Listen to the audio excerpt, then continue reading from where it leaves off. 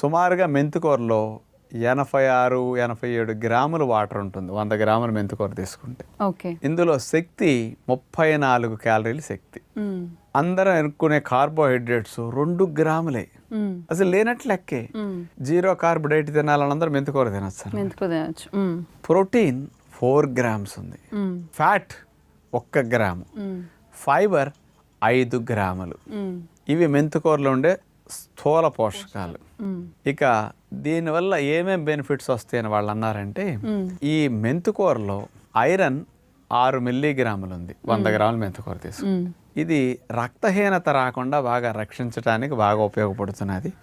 ఇందులో ఇది main benefit చెప్పారు, ఎందుకంటే స్త్రీలకు కూడా రక్తహీనత ఎక్కువ పురుషులతో పోలిస్తే, అందుకని మెంతికూర బాగా ఎక్కువ ఉపయోగపడుతున్నది అని ఇవ్వటం.